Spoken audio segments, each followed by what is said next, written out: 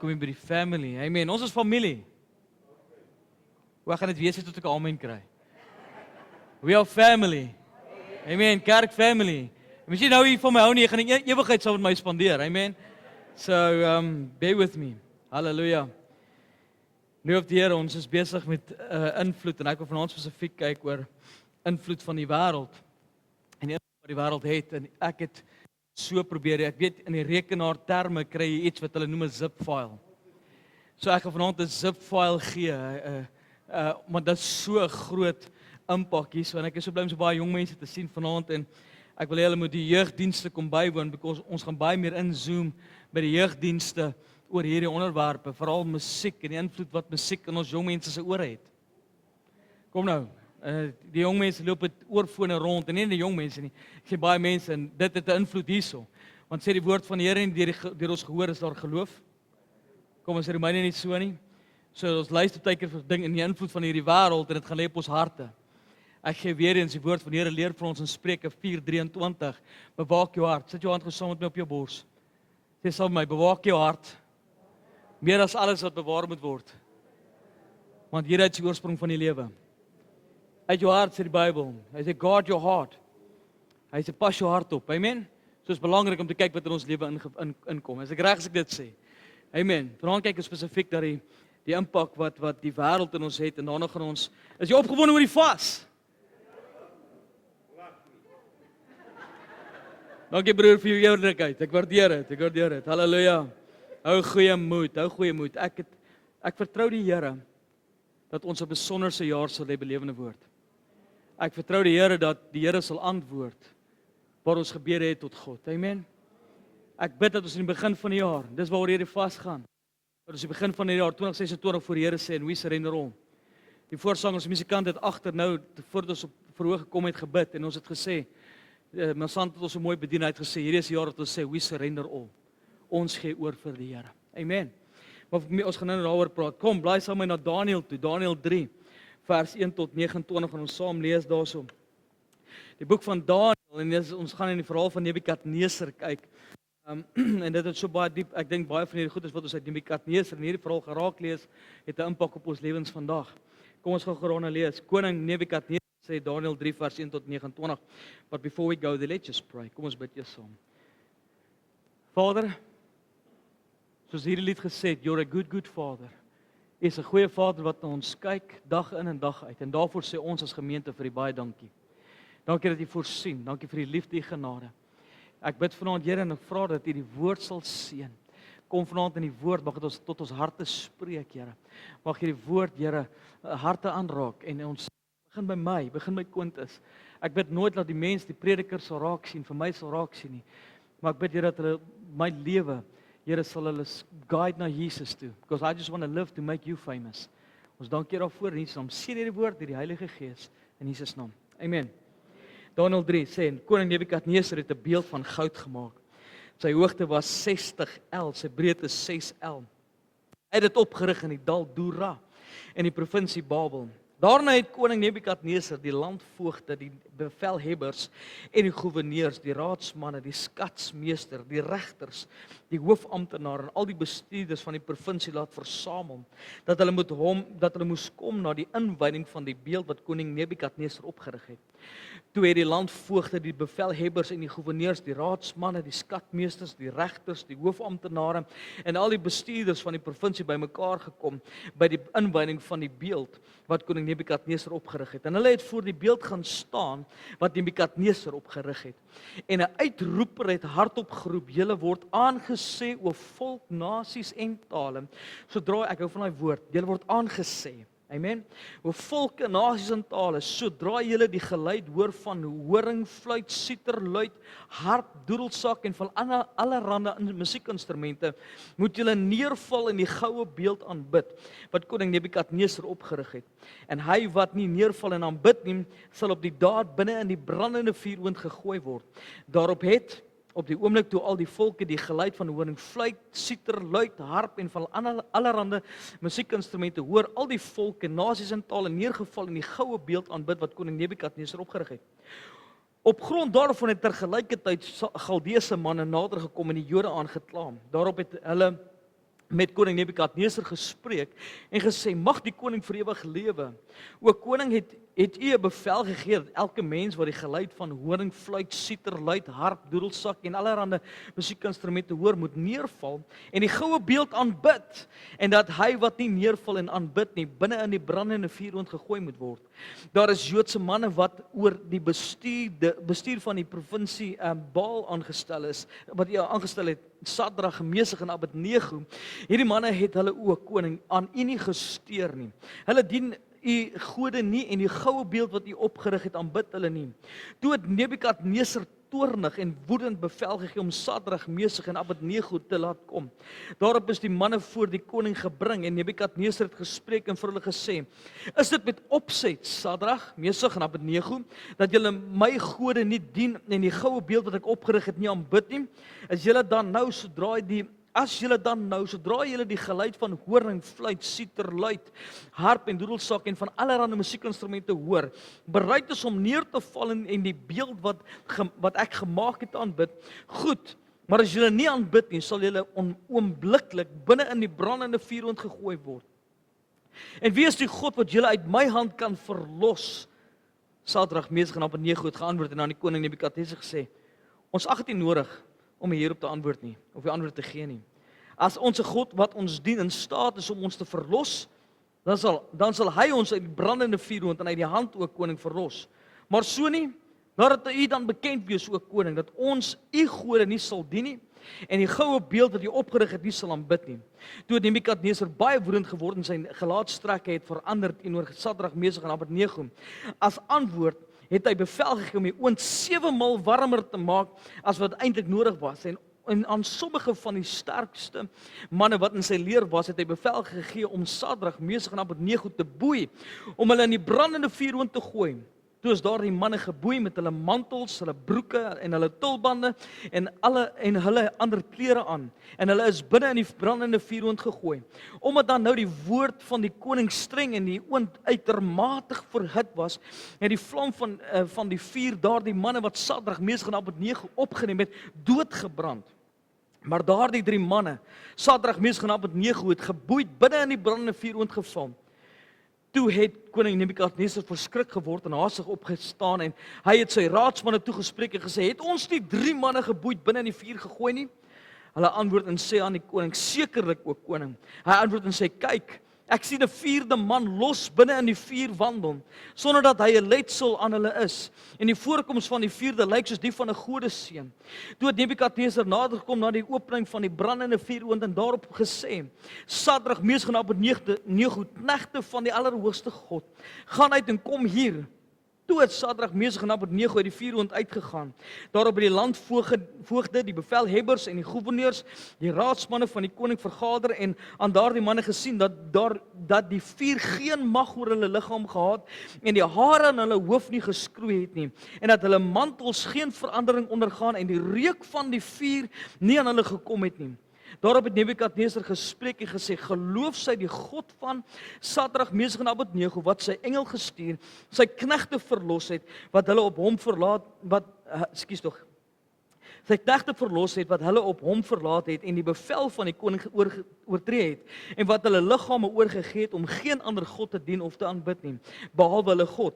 Daarop word deur my bevel gegee dat enige volk, nasie of taal wat oneerbiedig spreek oor die God van Sadrag, Mesach en Abednego stukkend gekap en van sy huis 'n mishoop gemaak sal word, omdat daar geen ander God is wat so kan verlos nie. Man, that's a powerful. Dit is een van my gunsteling stories in die Bybel.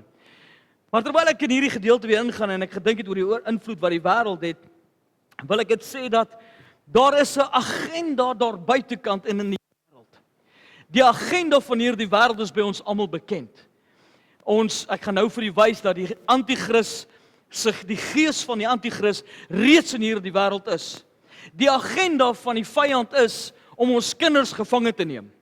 Die agenda van die vyand is om 'n invloed in ons lewens te kan hê sodat ons nie, want as die vyand weet, dit is skerry om te weet en dit te sê, maar soms weet die vyand beter die potensiaal wat ons het en vir die koninkryk van God, as wat ons as kinders van die Here dit self weet. Vyand weet as hy jou kan kry om jou volle potensiaal uit te leef, sal jy 'n verskil kan maak vir die koninkryk van God en die duisternis se koninkryk sal in die grond gedruk word. Amen. So hier is die vyand het 'n agenda en ek het so baie rondom die agenda van die vyand en ek het nie vanaand tyd om by dit in te staan nie. Maar hier was iets moois wat iemand geskryf het. Dit sê first, is die agenda. First we overlook evil. Then we permit evil. Then we legalize evil. Then we promote evil.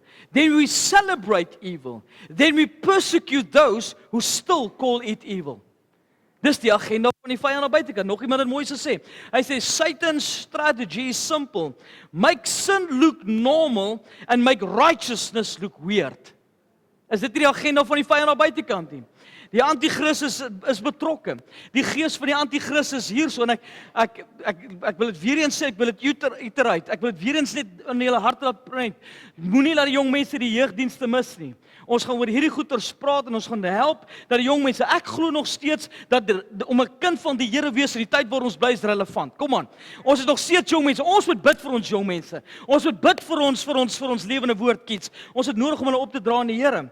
Maar die anti-kris is daar so en sy CV lyk so. Hy is steeds die vader van leuns, die versoeker, een wat verlei, aanklaer, Beelzebul, Satan, Lucifer, bose een, moordenaar, dief, slagter, verwoester, owerste van hierdie wêreld, draak, slang, teestander, anti-kris. Hy staan werklik teen alles wat Christus is. Daar is 'n agenda daar buite. Kom aan, wie is saam met my? Wie het dit al gesien op die TV, op die radio en in die wêreld daar buite kan? Wie weet waarvan ek praat? Die gees van die anti-kris en sy agenda is hierso. En as ek was net in hierdie week, ek gaan nie die dorpie se naam noem nie, maar ek het net, daar kan ek dit maar noem. Ek stap nou die dag verby Kalkbaai, gister, laat my hare regop staan. Laat my hare regop staan. Ek dog, joh, hier is weird stuff in hierdie klein dorpie aan die gang. Want die agenda is duidelik van die vyand. Wat wil hy doen? Sy agenda. Maak 'n bespotting van Christus. Normaliseer sonde en die demoniese agenda. Bring anti-Bybelse waardes, vier sonde en die optrede daarvan. Normaliseer seksualiteit in enige vorm. Sonde het entertainment geword. Verander politieke wetgewing om sonde te kan normaliseer. Dis die agenda van hierdie wêreld vandag. Daar het 'n prediker die mooiste opgesom. Hy gee dit in hierdie 5 punte. Hy sê, hy het in Engels gesê, hy sê, come out of the closet, demand rights, demand that you recognize it, take your rights and put you in a closet. Dis die agenda wat daar buitekant is. Die woord van die Here leer ons 1 Johannes 2:18 sê, kinders, dit is die laaste uur. En soos julle gehoor het dat die anti-kris kom, bestaan daar ook nou baie anti-kriste, waaruit ons weet dat dit die laaste uur is. Is dit so, kerk? Wie glo dit? As jy dit glo, baie gaan jy saam met my. Dat jy weet waarvan ek praat vanaand. Ek gaan verder. 1 Johannes 4:3 sê, en elke gees wat nie bely dat Jesus Christus in die vlees gekom het nie, is nie uit God nie. En dit is die gees van die anti-kris, waarvan julle gehoor het dat hy kom en hy is nou al in die wêreld. Met ander woorde, die gees van die anti-kris met sy anti-Christus agenda is in hierdie wêreld. Kom aan, en ons moet staande kan bly. En terwyl ek in hierdie verhaal gelees het van Sadrag, Mesach en Abednego, besef ek wil dit vanaand sê, en ek is nie 'n doelprofeet nie. Hoor gou mooi wat ek sê vanaand. Die vuur gaan warmer gemaak word in die tyd waarin ons bly. Die oond gaan warmer gedraai word. En ons wat in Suid-Afrika bly, sit jou gordel baie styf vas. It's going to be a bumpy ride. In die tyd waarin ons bly, die tyd wat gaan kom, die vuuroond gaan warmer gestel word. It's going to be hard to be a Christian. En ons gaan uitgedaag word as kinders van die Here om staande te kan bly in die tyd waarin ons bly. Halleluja. Die vuuroond word warmer en die agenda is daar, maar ons moet staande bly in Christus Jesus, want hy is steeds die koning van die konings, die Here van die leerskare. Halleluja. Hy is my koning, hy is my Heer en hy sal my verlos. Daar's 'n Pinksterkoortjie wat sê, he's still in the fire. He's still in the fire and he's walking in the flames. Hy is by magte om my steeds uit die vuuroond te kan haal. Halleluja. En hier is Nebukadneser. Dink gou hoor. Nebukadneser is lankal dood. Maar ek glo, die gees van Nebukadneser is steeds in hierdie wêreld. Wat bedoel ek daarmee? Nebukadneser, as jy Daniël gaan lees, Daniël 1, Daniël 2, dis 'n hele ballingskap en dit was 'n slegte tyd vir Jerusalem en Nebukadneser het vir Jerusalem beleer. Met ander woorde het hulle ingeval. En hy het vir hom jong seuns, jong manne gaan haal.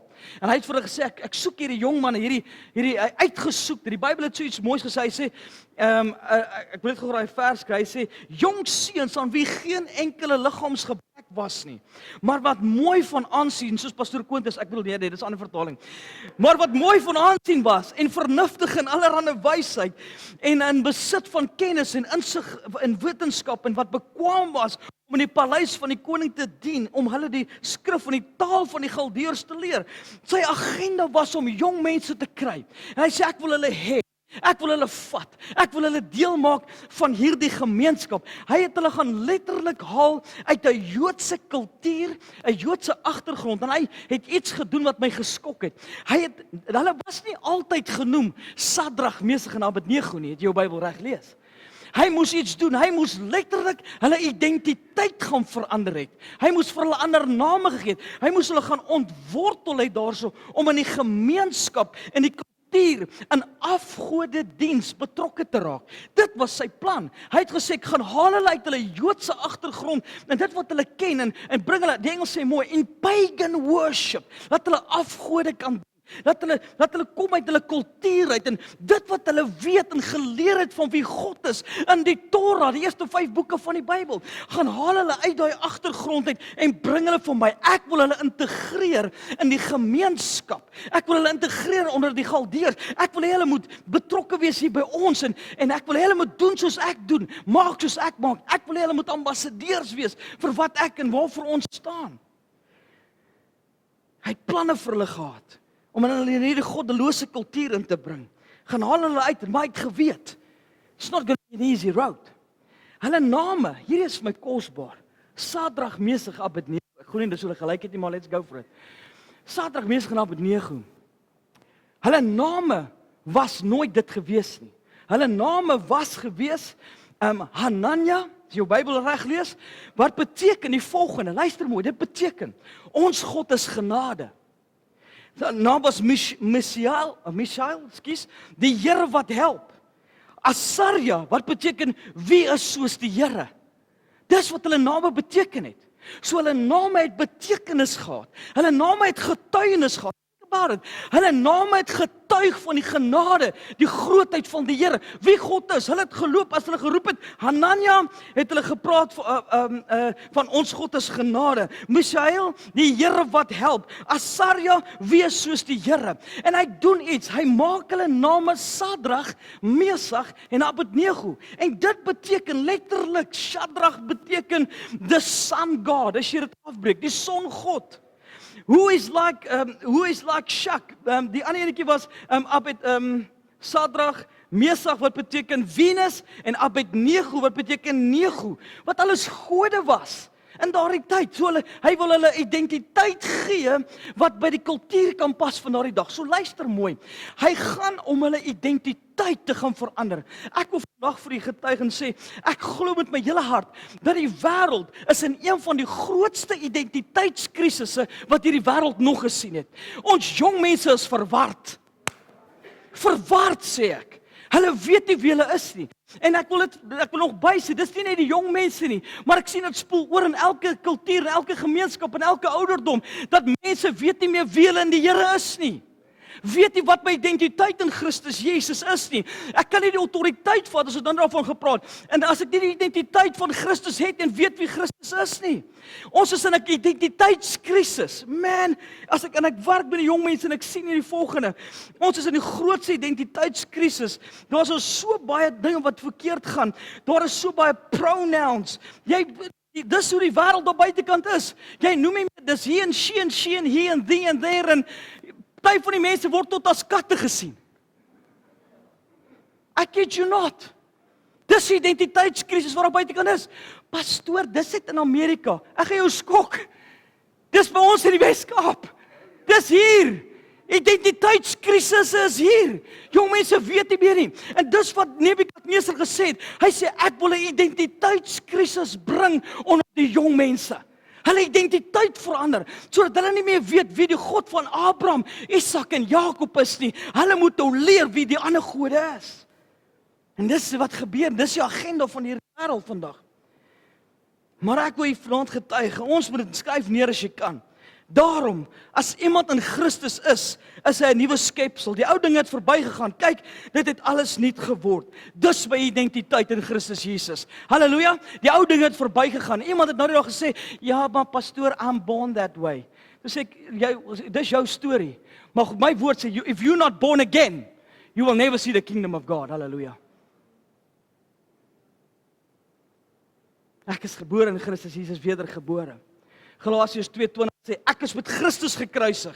Ek leef nie meer nie, maar Christus leef in my. En wat ek nou in die vlees lewe, leef ek deur die geloof in die Seun van God, wat my liefgehad het, homself vir my oorgegee. Dis my identiteit in Christus.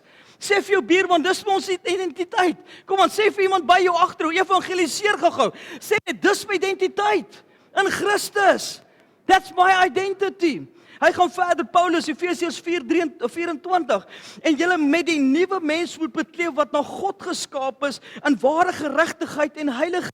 Galasiërs 3:27, want julle almal wat in Christus gedoop is, het julle met Christus bekleed. Ek wil weer aansluit by vanmôre. Ons is ambassadeurs van die koninkryk van God. Halleluja. I'm an ambassador. Ek het my identiteit, as ek my identiteitsboekie uitnom, gaan dit nie wys ek is 'n RSA ouetjie nie. No ways. En my burgerskap, sê die woord van die Here, is in die hemele, waar ek Jesus Christus verwag. Dis my burgerskap, dis my identiteit. Ek het nie 'n saak nie. Moenie daai triek trek vir 'n polisieman nie, hoor, hy gaan moeilikheid kry.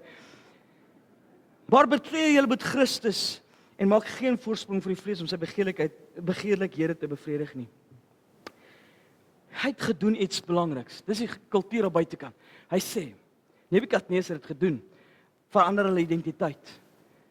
Change their identity, sodat hulle nie meer weet wie hulle in Christus Jesus is nie. En hy doen 'n tweede ding.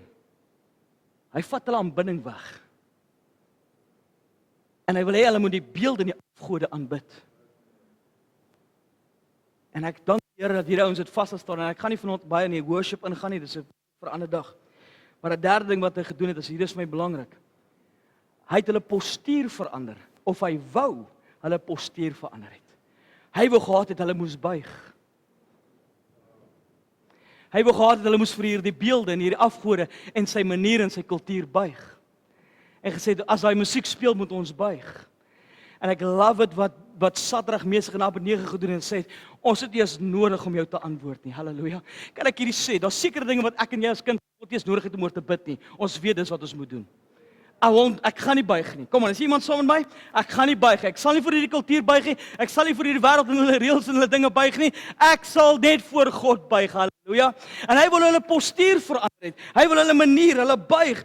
Postuur, hulle wil kry 'n posisie van opgee en ingee en oorgee. En hulle wou gehad hulle moes gebuig het voor hierdie gode, maar hulle stand proudly en gesê ons sal nie buig nie. En is dit hierdie agenda van vandag, dat ons in die kerke, kan ek sê die hartseer daar buitekant, dat sommige, ek praat van kerk en breë oor die hele wêreld, het 'n besluit geneem om sekere dinge te aanvaar wat in die kerk is. Om te buig vir die kultuur en die dinge van hierdie tyd. Dis die hartseer daar buite. Dis ongelukkig so, om te buig om in die kultuur en die gemeenskap aanvaar te word, maar solank as wat ek medeleraar by Lewende Woord Parow is, we will not bow, halleluja, ons sal nie buig vir die kultuur en die dinge van hierdie dag nie, ons sal bly staande bly vir dit wat God se woord sê en wat God se woord vir ons leer. As iemand saam met my, ek sal nie buig nie, ek sal nie buig vir dit wat in hierdie wêreld gebeur en gesê word nie. En al kos dit ook ons lewe, I will not change my posture. Maar dis wat hy wou gehad het. Hy wou gehad het om hulle geloof, hy wou gehad hulle moes buig, en ek love wat hulle sê, ek het eers nodig om jou te antwoord nie. Jy weet self, ons gaan nie buig nie. En ek kan net met myself dink hoe kwaad hy moes geword het. Die Bybel sê sy gesig, want hy was kwaad. Hy het dit gewys en hy het vies geword, man. En hy het gesê, gemaak hy vuuroond 7 keer warmer. 7 keer warmer as wat dit moes wees. En terwyl hulle daai vuuroond warm gemaak het, en ek wil net dit sê, mag dit in jou hart val. Ek wil weer eens sê, hoe leef u en ek wanneer die vuuroond warm gemaak word? Hoe leef ons wanneer dinge bietjie rondom ons warm word? Hoe leef u en ek wanneer dinge by die werk en ons omstandighede bietjie warm word? Is hier iemand wat saam met my is? Hoe leef ons dan? Buig ons wanneer die wêreld dinge bietjie warm is? Doen ons, en kan ek hier die woord sê, dis die mooiste woord, kompromie. Die kerk is besig om kompromie te sluit. En hy compromise sekere goeders. Dis nie regtig so erg nie. Het jy dit al gehoor?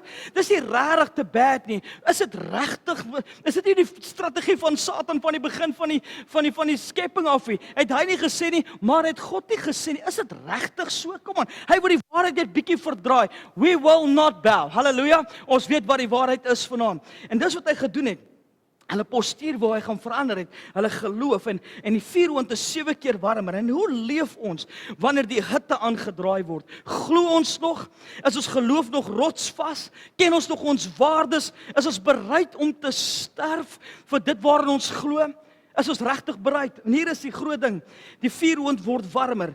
En ek love wat hierdie gedeelte gedoen het. Terwyl die vuuroond in die hitte aangedraai word en dit warm geword is hulle geboei. Sadrag, Mesach en Abednego, se hande is vasgemaak. Hulle is geboei, hulle voete is vasgemaak. En die sterkste, die Bybel sê sterk manne, het hulle gegryp en hulle in die vuuroond wou gaan gooi het. En terwyl hulle dan die vuuroond toe stap om hulle in die vuuroond te gooi, toe sterf hulle.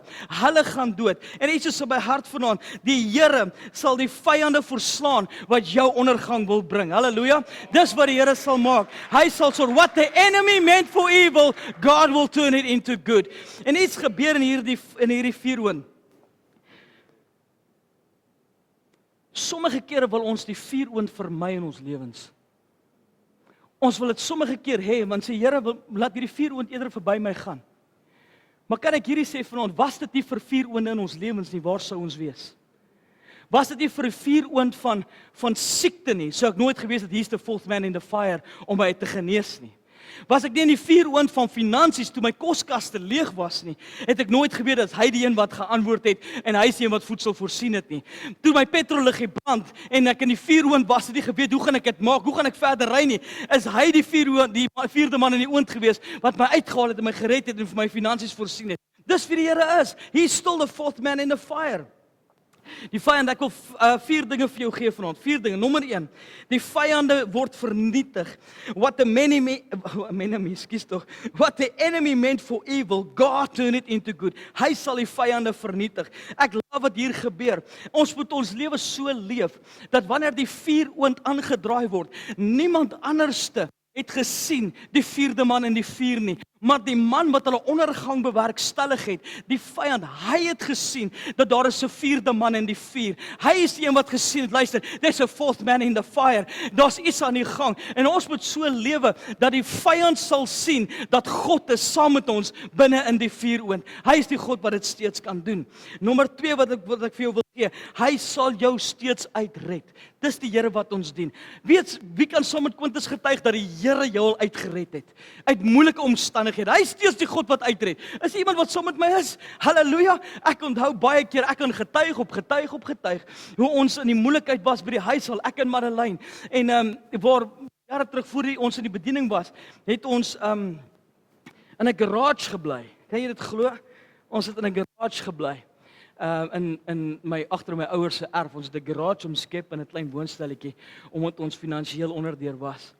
En ek onthou hoe ek daai tyd voor die Here geroep het. En ek die Here vertrou het, Berlyn gegaan vir onderhoud. En ek onthou, ek sal dit nooit vergeet nie, waar ek in daardie garage was en die Here aangeroep het terwyl ons probeer het homie gemaak het en God aangeroep het die Here deurgebreek en voorsien dat sy in 2 dae se tyd antwoord gekry het, die werk gekry het en dit het ons uit die moeilikheid uitgehaal. Halleluja.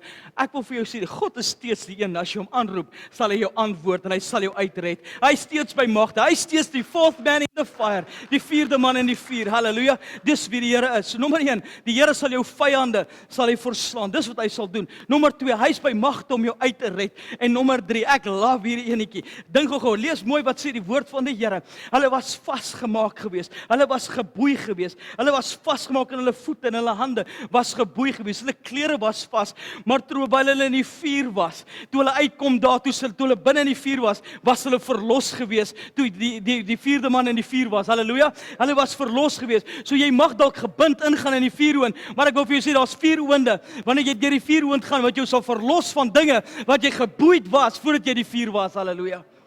Dis die vuuroond wat jou louter, jou geloof louter. Sê die woord van die Here nie vir ons dat ons geloof is deur vuur gelouter nie. Ons wil die vuuroonde escape, maar dis die vuuroond wat ons geloof toets. Dis die vuuroond wat ons geloof toets. Dis die vuuroond wat saak maak. Hoe kan ek anders te weet God is my geneesheer as ek nie deur die vuuroond was van gesondheid nie? Hoe kan ek anders te weet hy's my voorsiener as ek net nooit deur die vuuroond was van lek nie? Hy is steeds die 4de persoon in die vuur. Daar sal 'n bonatuurlike ontmoeting wees wanneer ons in die vuur is. Die enigste ding wat gebrand het in die vuur was die boeie waarmee hulle gebind was. En die laaste enetjie is punt nommer 4. Gaan lees jou skrif reg. Saterdag Mesach en Abednego het 'n increase gekry aan die einde. Omdat hulle deur die vuuroond was daar verhoging vir hulle gewees. Ek weet die vuuroond is nooit lekker nie. Maar ek het al die promotion gesien wanneer ek uit die vuuroond uitkom. 2025 was 'n vuuroond jaar vir my en my vrou gewees. Maar ek dank die Here dat die Here is besig om ons promotion reg te werk. Halleluja. Ek dank die Here hy is besig om ons reg te sit vir dit wat hy vir ons beplan. Halleluja. En ek dank die Here daarvoor. So hoe leef ons wanneer die vuur aangedraai word? Hoe leef jy vanaand wanneer die vuuroond aangedraai word? Wanneer die hitte daar is? En kyk gou mooi in my blou oë. Kyk gou vir my kerk, hoor gou wat ek sê. Ek is weer eens, ek's nie 'n doemprofeet nie, maar sit jou safety belt vas. As ek sien wat in die wêreld besig is om te gebeur, gaan dinge baie gou, baie vinnig oorspoel na ons ou landjie Suid-Afrika toe. En die vuur gaan aangedraai word, 7 keer warmer as wat ons dit ooit geken het. En wat gaan ons gaan getoets word in ons geloof soos nog nooit vantevore nie. Ons gaan getoets word in die tyd, ons gaan in 'n vuuroond tydperk wees. En ek wil vir jou sê, maak gereed. Wat wil ek daarmee bedoel? Man, weet dat die Here is by magte om jou uit te red. En ek is nie bereid om te buig nie en my identiteit gaan in Christus Jesus bly. Halleluja. Die wêreld op buitekant is siek en die invloed van hierdie wêreld is bad, maar ons byt vas in die tyd wat ons bly. Amen. As jy saam met my sê, saam met my amen, as jy glo dat hy steeds die 4de man in die vuur. Amen, hy steeds die 4de man in die vuur. Loof die Here. Ek moet so vinnig preek om by die heel belangrikste uit te kom vanaand en dis ons vastydperk. Nou kry ek nie een amen nie. Dis ook okay. Dis ook okay. Halleluja. Ek wil net gou dit sê, terwyl ek baie dankie vir elkeen wat saam met ons gaan vas in hierdie tydperk. Vinnig deur dit gaan om tyd te spaar. Vinnig deur dit gaan. As jy vrae het, groot asseblief kom kry gou vir my na kerk hier voor. Okay, is dit reg? Kan ons dit so vra? As jy vrae het, kom sit gou hier so na kerk. Ek glo nie almal gaan vrae hê nie, maar as jy vrae het, ek is bereid om te antwoord. Kom sit gou saam met my en ek gaan gou saam met jou deurgaan. Kan ek gou sien by wys van hand op sê wie gaan saam met ons vas? Al is dit net vir een dag. Sê iemand loof die Here vir dit. Baie dankie vir dit. Baie dankie vir dit. Dis nou van die frequentie. Jy doen dit nie vir my nie, doen dit nie vir dokkery nie. Ons doen dit vir die Here. Kan ek amen kry? Ons doen dit vir die Here. Amen. So ek wil vinnig deur dit gaan vanaand sodat u kan verstaan waaroor vas gaan. Ek wil net gou 'n slukkie water kry. Waaroor vas gaan. So Jensen Franklin het iets moois geskryf. Hy sê there is power in corporate fasting and power in corporate praise. Wanneer ons as gemeentes bymekaar kom en ons sê luister, ons gaan onsself verootmoedig vir die Here. Ek glo dat die Here ons harte hoor. Kom aan. Wees saam met my. So ons gaan Satan gets disturbed and defeated when you decide to do more than be a Sunday morning Christian. Hallo. Môreoggend sit ek hierdie teer slaan. Is ek reg? Kom aan. Ons is ambassadeurs. Ek lag so Derek deel met my nou van hy sê gisterhy hy het so gevoel saam met die ambassadeur, weet, hy sê hy's bly het stickers teen sy kar, weet, anders kon hy dalk die Noordwes nommerplaat dalk afgery het. Ek het nooit geweet die Derek. So you never know. So ons is ambassadeurs van die koninkryk. Wat is vas? Wat is vas? Het jy geweet dat jy in elk geval elke dag vas? behalwe as jy Madeleine is, sy eet piesangs 3 uur die môre. Dis net vir drywe of ietsiekie sê. Maar ons vas eintlik almal elke dag. Die aand as jy gaan slaap, dan vas jy totdat jy breakfast het. Wat breakfast is. Ons ken dit as breakfast. But that is the breaking of a fast. Dis actually waaroor dit gaan. So jou liggaam is in elk geval klaar ingestel om te gaan vas. Ek wil net vir jou hierdie ding leer. Jong mense kom en ek wil jou uitdaag. Ek onthou toe ek as jong mens in hoërskool, het ek deurbrake beleef en ontmoetings met God gehad wat ek nie gehad het op ander tye nie. Hoekom? Want ek het die Here gesoek deur vas en gebed. Ek het gesê, Here, ek wil my liggaam kruisig. So wat is vas? As jy jou Bybel het, blaai asseblief saam met my na die boek van Matteus toe. Ons gaan Matteus 6 lees. Die vas beteken letterlik die Hebreëse woord op die bord wat sê tsom. Dis Hebreëse woord wat beteken eintlik die woordjie vas beteken tsom wat sê om my mond toe te hou. Wat vas is? Vas is jy vas van chocolates, vas is ek maak my mond toe. Sit doen my help gou so maak. Dis my mond toe. Wie weet dis een van die moeilikste geestelike beginsels om toe te pas. Want kan ek jou waarborg wat gaan gebeur as jy vas saam met my hierdie week, jou buurman gaan braai. Jou buurman gaan braai. En ek sê jou daai reuk van boerewors is 'n ander reuk. Wie saam met my? So wat is vas? Kom ons gaan na die woord van die kyk. So vas beteken die volgende wat sê tsom, dis die Hebreëse woord daarvoor wat beteken letterlik my mond toe hou. My mond toe maak sodat niks ingaan nie. Ek sê dit weer. Adam en Eva het alself uit die tuin van Eden uit geëet. As jy kan leer om ek noem hom king stomach.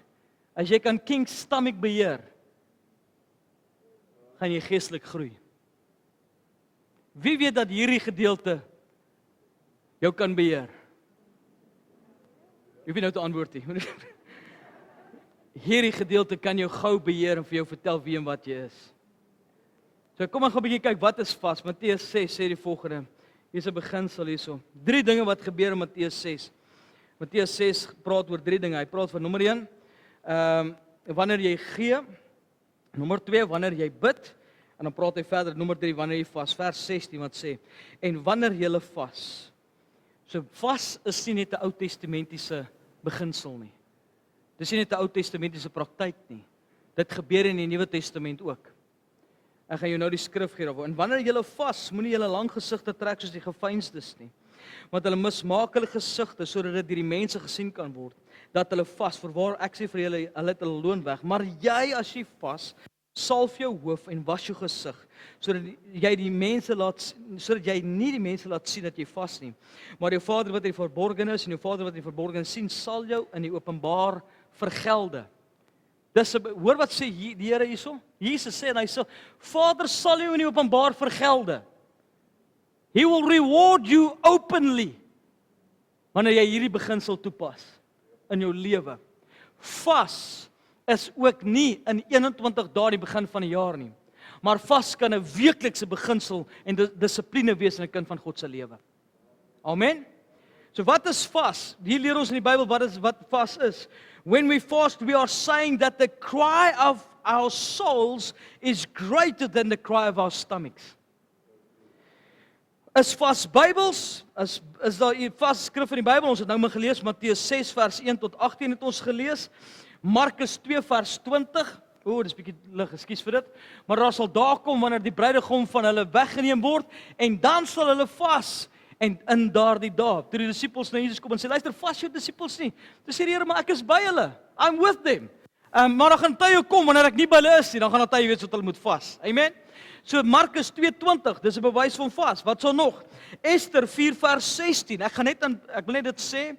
Ek gee vanaand net vir jou 'n paar, maar as jy my 'n WhatsApp stuur, gaan ek vir jou klomp aanstuur, skrif aanstuur, 'n hele dokument aanstuur wat jy kan huis toe gaan en by jou stilte tyd kan deurwerk. Ester 4 vers 16. Ester het gevas. Gaan heen, versamel al die Jode wat in Susanna te vinde is en vas julle om my ontwil. En julle moet nie eet en drink nie 3 dae lank, nag en dag.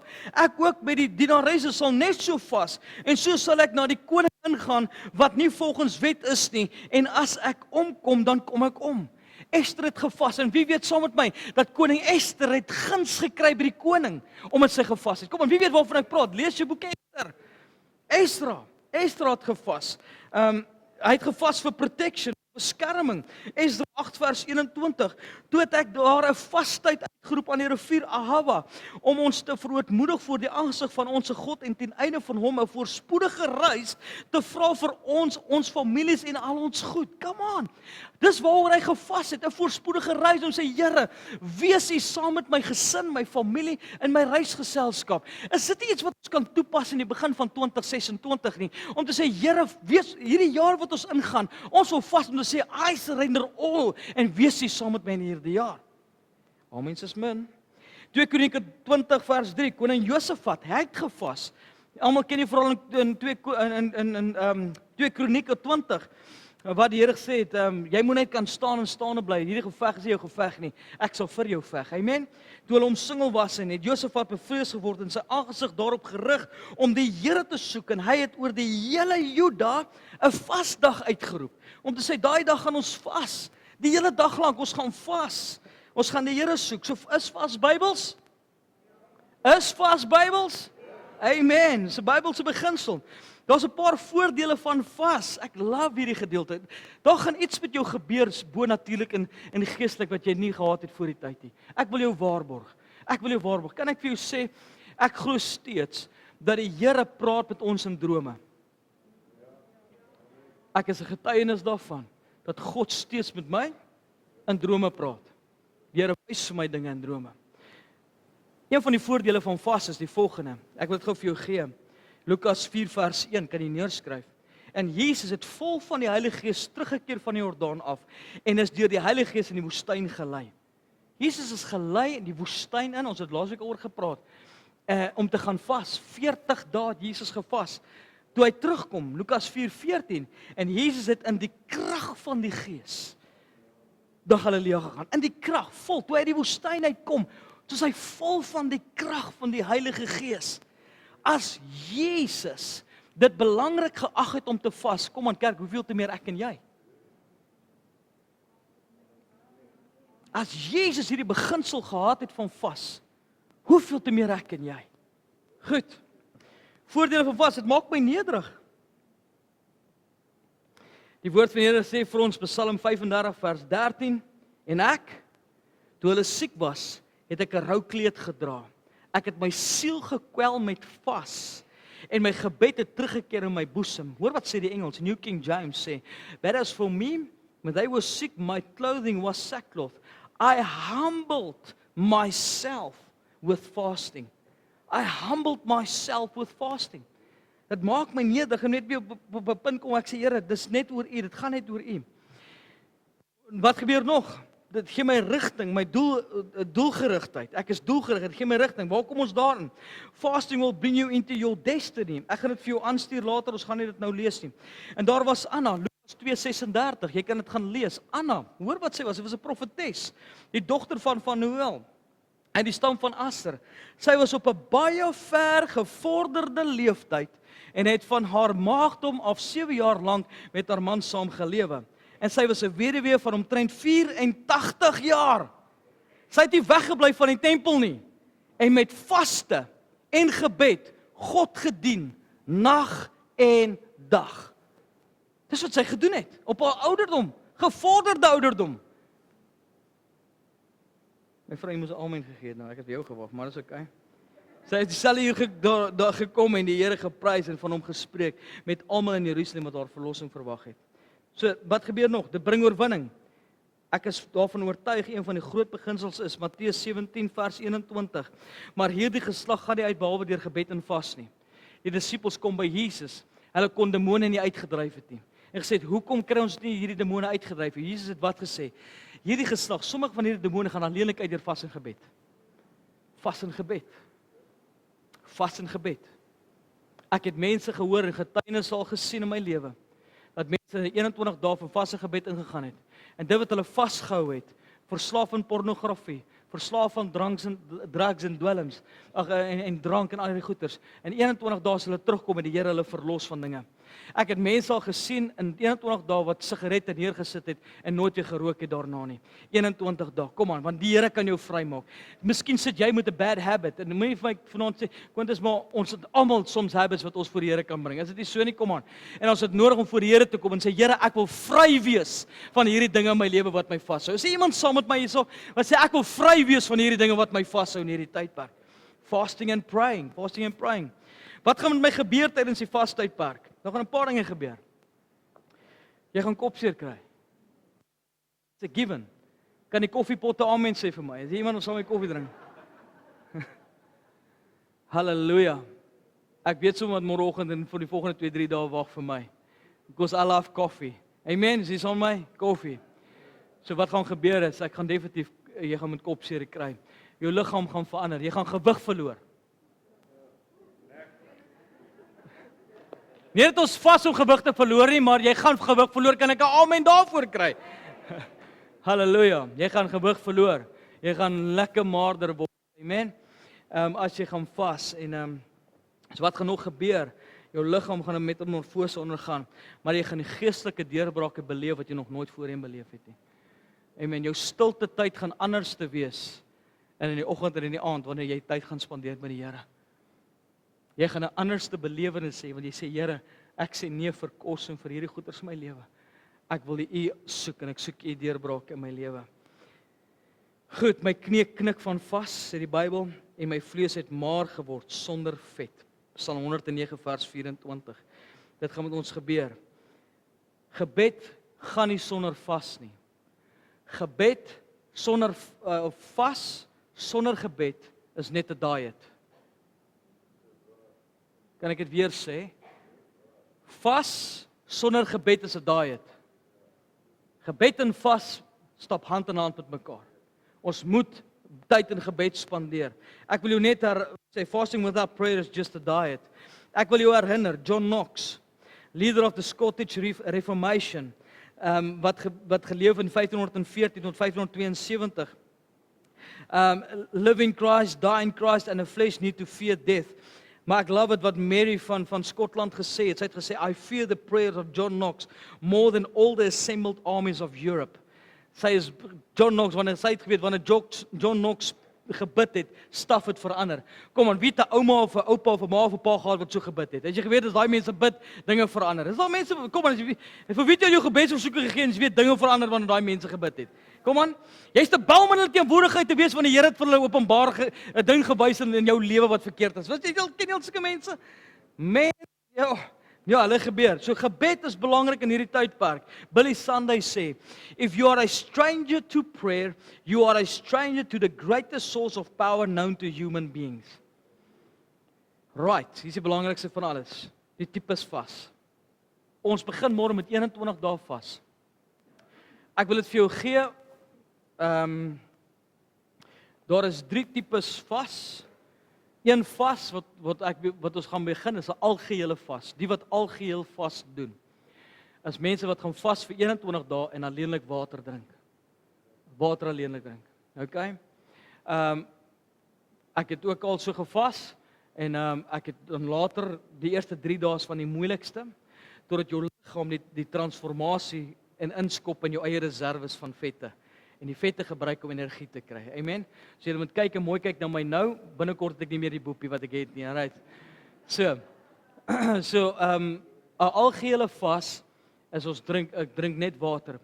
Soms wat ek sal doen is, ek voel ek raak baie swak, sal ek bietjie water met sap dilute. Net so bietjie om net daai bietjie suiker dalk in te kry. Maar gewoonlik is dit net water. Ook wat mense doen is, hulle gebruik 'n knorblokkie. Wat noem mense dit Marlyn? Knor.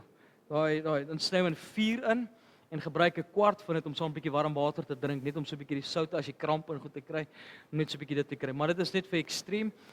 Heeltemal vas is eintlik net water om vir 21 dae net water te drink. Amen. Dan is daar die tweede tipe vas, hoe mense kan vas en daar's baie mense wat so gaan vas, is van sonsopkoms tot sonsondergang. Waar ek vandaan kom in Potchefstroom, 6 uur het die son gesak. So Marlyn het nogal gesê, ja, sy vas van 6 tot 6. Ek sê my girl, hier in die Kaap sak die son 8:30 en dan oor ek so. So Dit word baie vroeg lig ook in die Kaap. So jy gaan met 4 uur opstaan en jy moet vas buite wanneer ons kan eet. So baie mense vas so wat 'n dag uitsit om te vas. So as jy nie vir 21 dae vas nie, groot asseblief al wat ek vra is, al kies jy een dag in 21 dae om saam te vas. Ons gaan nie dit wetties maak nie. Ons hart is net om ons as gemeente gaan 21 dae. In hierdie 21 dae sal iemand vir ons vas. Amen. Ons gaan vas in hierdie gemeente. So dit is die vir 21 dae. Okay, en jy of jy kan 'n dag kies of 2 dae kies of 3 dae kies, maar begin dit te doen en dan jy sal sien hoe die Here jy gaan aanraak. So nommer 1 is 21 dae van algehele vas. Nommer 2 is jy kies 'n dag om te vas en nommer 3 dit is die Daniël vas. Jy gaan dit kry in Daniël 10. As jy jou Bybel kan jy gou so intoe blaai. Daniël 10 is die vas daar wat Daniël gedoen het. Maar kan ek net vir u sê dat eintlik is dit nie 'n vas nie. Daniël het dit nie 'n vas tydperk uitgeroep nie. Al wat Daniël gesê het vir 21 dae vir 3 volle weke het ek myself verootmoedig vir die Here. Kom ek lees dit gou saam met jou. Vers 1, Daniël 10 vers 1. Daardie in die 3de jaar van Kores, die koning van Perse, is 'n woord openbaar aan Daniël wat Belsar genoem is en die woord is waarheid en. Kom ek 'n bietjie verder gaan. Vers 2. Daardie dae het ek Daniël 3 volle weke getreur. Smaaklike spys het ek nie geëet en vleis en wyn het nie in my mond gekom nie en ek het my glad nie gesalf nie totdat 3 volle weke om was. 3 volle weke om was. So hy het geen smaaklike spys geëet nie. So wat die tradisionele vas is van 21 dae van Daniël vas is, mense eet groente en vrugte. Groente en vrugte. Dan sê mense, "Wow, dis maklik." Nee. Ek wil jou sê wart lemoen na die 4 of 5de dag is nie meer lekker wart lemoen nie. Of 'n pop of 'n ding. Jy raak so moeg vir daai groente en vrugte. En 'n Hawaiian stir fry. Jy wil nie 'n Hawaiian stir fry sien nie. Na 'n week of 2 nie.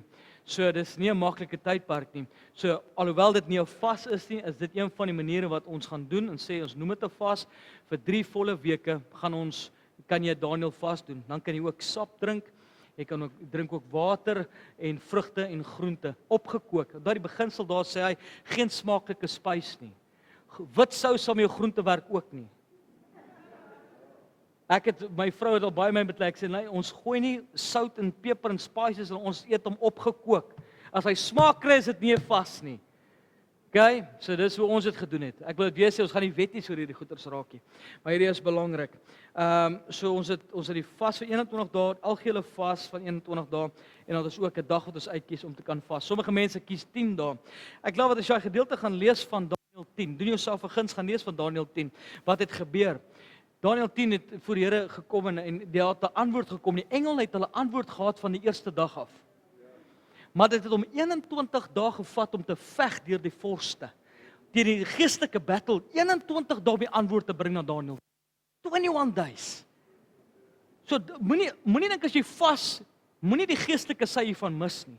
Die vyand is nie happy dat jy besluit om te sê ek soek die aangesig van die Here nie. Daar sal 'n geestelike, ek glo die Engels, 'n spiritual battle wees wat jy jouself moet gereed maak voor. Amen. En ons soek die Here. Amen. En die vyand is nooit gelukkig wanneer ons die Here soek nie. Wat moet ek ook doen? Gebed is belangrik. Nommer 2 is ook ek moet tyd in die woord spandeer. Ons kan die TV afsit. Maar pastoor, wat van binnelanders? Wat van my seepies? Bold and beautiful. Nee, as jy meer daai tyd jy ook al kyk. Dis vir my belangrik dat ons die TV en die social media 'n bietjie afsit. Vir 21 dae. Waar's my selfoon? Kan ek hom my selfoon? Of gee my net 'n selfoon, maak nie saak nie. Thanks. Ek weet nie van u nie, maar in die tyd waarin ons bly, het 'n mens so gewoond geraak aan hierdie ding. Is iemand saam met my? Jy het so gewoond geraak aan dit. Dis soos iemand wat 'n pakkie sigarette soek. As jy uitloop, dan soek jy, waar's my selfoon? Jy weet te gaan. In die tyd waarin ons bly, noem hulle hierdie digital cocaine. Want dieselfde verslawing wat mense verslaaf was aan dwelms, het ons 'n verslawing gekry hieraan. Wie weet? En ek weet ons werk is hierin en ons leef in hierdie ding. Maar dit het so 'n probleem gehad dat ek het 'n beginsel nou begin toepas in my lewe. Wanneer ek in my stilte tyd is my selfoon nie by my nie. Nie as om praise and worship musiek te speel nie. Want gou kom die boodskappe deur. Het jy geweet die mense in die kerke wêreld van 4 uur af is hulle wakker. Dan stuur hulle boodskappe vir die pastoor. Het jy geweet? 4:00 in die môre, dan begin die boodskappe deurkom vir die pastoor. En dan wil jy dadelik kyk, wie het my nou 'n boodskap gestuur?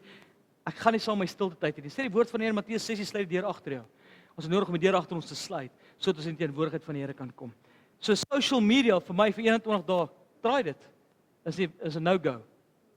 'n No-go. Ek lag so ek het vanaand of vanoggend gehoor iemand sê van die ouer garde het gesê, ja, gou, kry jy kom by die huisie smoeg en dan kom jy en dan vat jy jou vinger en dan scroll jy. Ek het my skoonmaak, laat my skoonmaak. Sy het die gebruik haar middelvinger so om te scroll.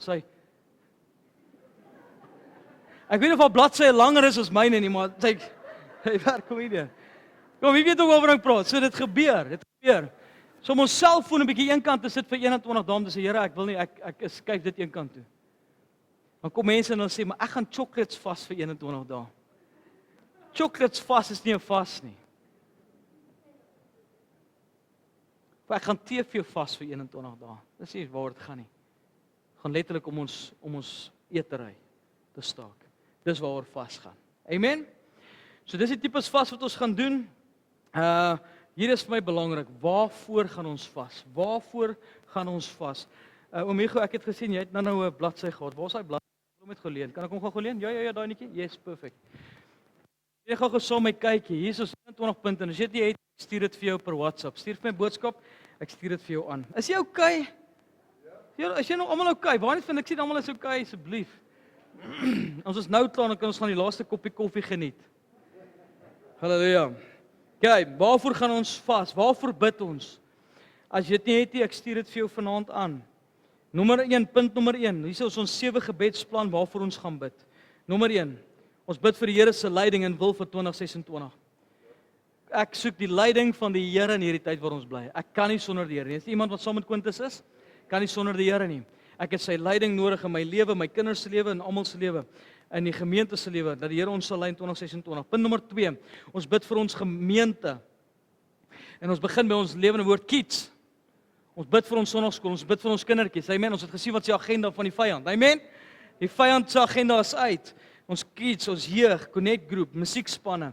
Bid vir ons musiek, bid vir ons senior burgers, die Church of God Bybelskool, man-tot-man bediening, omgee groep en leiers, dames intercessors en alle ander departemente. Vergewe my, ek is nie. So as ek iemand uitgelaat het, 'n departement, vergewe my asseblief. Punt nommer 3. Ons bid vir ons leierskap en lewende woord personeel. Bid asseblief vir my en Dok Ray. Bid vir ons gesinne. Bid vir ons families. Bid vir ons. Bid vir ons. Amen. Halleluja, ons het gebed nodig. Amen. Maar pastoor, jy het 'n direkte lyn. Nee, ek het nie. Ek het gebed nodig. Amen. Punt nommer 4, ons bid vir Dr. Raymond. Dr. Raymond Ministries and Wheels for God's Word. Dr. Raymond se agenda en sy kalender vir 2026 is vol. Daar's so baie dinge waarby hy gaan. Hy gaan binne die volgende 2-3 weke Pakistan toe. En dan begin hy uit die bediening na buitekant toe vir die jaar. En ons het nodig om vir hom te bid. Amen. Dinge is die mekaar aan buitekant. Ons bid ook punt nommer 5, ons bid vir ons gemeenskap. Ons het nodig om vir ons gemeenskap te bid hier rondom ons. Amen. Die skool wat hier by ons is. Die mense rondom ons, Durbanville waar ek bly. Ons het nodig vir ons gemeenskap te bid en vir ons mense in te tree. Kom aan. Daar's mense wat die Here nodig het. So vir hulle bid. Punt nommer 6. Ons bid vir ons land Suid-Afrika. En dan sien ek het 'n spelfout. Ons land Suid-Afrika. Ons het nodig om vir ons land te bid. Sê God se woord nie dat ons vir ons leiers moet bid nie? Jy kan nie kla as jy nie gebid het nie. Ons moet bid vir ons leiers. Ons moet bid vir ons president Cyril Ramaphosa. Ons moet bid vir ons land en die korrupsie wat daar is. Ons het nodig om in te tree, kerk. As ons dit nie gaan doen, wie gaan dit doen? Amen. Ek is 'n politieke aktivis. Punt nommer 7 dan. Punt nommer 7 is my een van die belangrikste. Punt nommer 7 sê dan 'n persoonlike versoek wat u dalk mag hê voor die Here. Punt nommer 7 is dit. Ek het iets waarvoor ek bid. En vir die Here vertrou in hierdie tyd. En dit is 'n persoonlike ding wat ek by die Here het. Amen. So gaan jy ook dalk 'n persoonlike saak voor die Here hê. So al dalk het jy 10 dinge wat jy daar wil opskryf waarvoor jy vas. Jy mag meer as een hê. Skryf dit neer. Al is dit vir jou kinders, al is dit vir werk, al is dit vir finansies, al is dit vir 'n huis, al is dit vir iets. Skryf dit alles daar neer. Dis waarvoor ons gaan bid. Na 7 dae, so wat gaan ons gaan doen is dag nommer 1, bid ons vir die Here se leiding. Dag nommer 2, ons gemeente. Dag nommer 3, ons leierskap. So gaan ons aan bid nommer 4 vir 7 dae lank. Gaan ons vir elke dag vir een ding intree. Na 7 dae begin die siklus net weer oor vir 21 dae is dit waarvoor ons gaan bid. Amen. Is jy almal okay? Many times the reward of fasting comes after the fast, though from time to time answers come during the fast. As die Here antwoord tydens hierdie vas, moenie ophou vas nie. Keep on fasting. Amen. Sê vir die Here dankie. Is jy okay? Kan ons saam staan?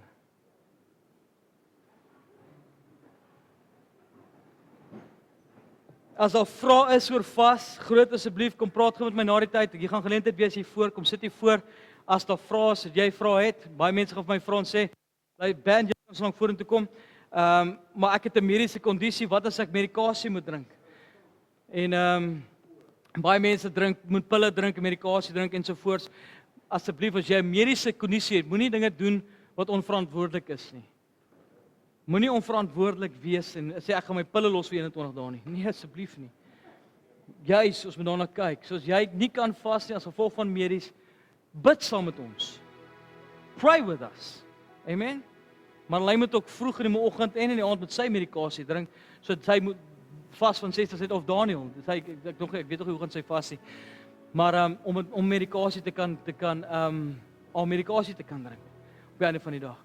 So moenie onverskillig wees en onverantwoordelik wees nie. Ek wil dit duidelik maak. Amen. Amen. Ons gaan ons tieners en ons offergawes opneem. Daarna gaan ons saam bid. Amen. Kom ons kry ons tieners en ons offergawes in ons hand en ons gaan daaroor bid. Soos vanmôre, moenie die saad opeet nie. Kom ons saai ons saad. Amen. Dankie Here vir al die saad wat in ons hande is. Ons bid Here dat hierdie saad op vrugbare grond sal val. Die ons sal gebruik kragdadiglik tot opbouing van die koninkryk. Ons vra Here, gee saad vir die wat die saad het nie. Voorsien vir die wat nie het nie, Here. En help ons om rentmeesterskap toe te pas met ons finansies. Ons vra dit Here in die naam van Jesus. Amen. Amen. Kom ons bring ons tieners en ons offergawes en dan gaan ons nou afsluit. Amen.